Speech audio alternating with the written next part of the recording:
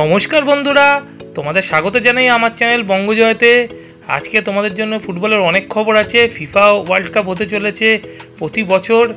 এছাড়াও আছে মোহনবাগানের নতুন অ্যাটাকিং মিডফিল্ডার আসছে, এবং ভারতীয় ফুটবল দল আফগানিস্তানের সাথে ওয়ার্ল্ড কাপ ম্যাচ খেলতে সৌদি আরব গেল। তো সব খবর জানার আগে তোমাদের বলবো লাইক শেয়ারের সাথে সাথে যারা নতুন এসছো আমার চ্যানেলে তারা অবশ্যই সাবস্ক্রাইব করো। আর তোমরা সাবস্ক্রাইব করলে আমি ভালো ফুটবলের খবর বানাতে উৎসাহ পাবো।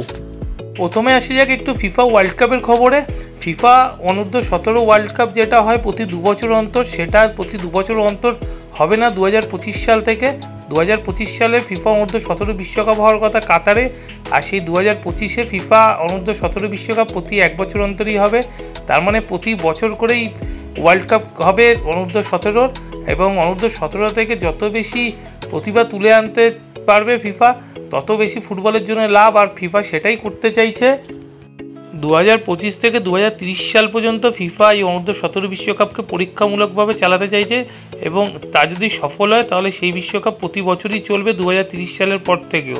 এবং এই অনূর্ধ্ব 17 বিশ্বকাপ ছেলেদের এবং মেয়েদের উভয় পক্ষেরই প্রতি বছরই এই ফিফা বিশ্বকাপ হবে, এবং 48 দলের বিশ্বকাপ হবে। এখন দেখার বিষয় ফিফা প্রতি বছর বিশ্বকাপ করে কতটা সাফল্য পায়, কত নতুন প্রতিভা তুলে আনতে পারে। এবার আসি এক ভারতের জাতীয় ফুটবল দলের খবরে। ভারতীয় জাতীয় ফুটবল দল আজ 25 জনের দল নিয়ে উড়ে গেল সৌদি আরবে আফগানিস্তানের সাথে ওয়ার্ল্ড কাপ কোয়ালিফায়ার ম্যাচ খেলতে। আফগানিস্তানের এটি হোম ম্যাচ। আগামী 22 তারিখ ভারতের খেলা আফগানিস্তানের সাথে। এই ম্যাচে খেলতে যাওয়ার জন্য ভারতীয় দল থেকে বাদ পড়লেন নন্দকুমার এবং ইস্টবেঙ্গল দলের ডিফেন্ডার চুন্নুঙ্গা। এছাড়াও বাদ পড়েছেন ঈশান পান্ডিতা এবং প্রীতম কোটাল। প্রীতম কোটালকে কেন বাদ দেওয়া হলো সেটা কিন্তু বুঝে পাওয়া যাচ্ছে না। তাকে বারে বারেই এই টিমার দল থেকে বাদ দিচ্ছেন। বাঙালি ফুটবলার বলতে শুধুমাত্র শুভাশিস বোসেরই জায়গা হয়েছে ভারতীয় দলে। এছাড়া মোহনবাগান দলে 8 জন ফুটবলার এবং ইস্টবেঙ্গল দলে 1 জন ফুটবলার জায়গা হয়েছে ভারতীয় জাতীয় দলে। ইস্টবেঙ্গল দলের একমাত্র ফুটবলার হলেন নরওয়ে মহেশ সিং, যিনি জাতীয় দলে সুযোগ পেয়েছেন। এবার একটু মোহনবাগান সুপার জায়ান্টের খবরে যাওয়া যাক। তো মোহনবাগান সুপার জায়ান্ট আগামী সামার ট্রান্সফার উইন্ডোতে সই করানোর জন্য কথাবার্তা চালাচ্ছে বরিস অ্যাটিচের সাথে। বরিস অ্যাটিচ কিন্তু এই মুহূর্তে জার্মানের 2য় ডিভিশন দল মানে বুন্দেসলিগা 2-তে এফসি মাডেনবার্গের খেলছে। 5 ফুট 7 ইঞ্চি 29 বছর এই ফুটবলারটি অ্যাটাকিং মিডফিল্ডার।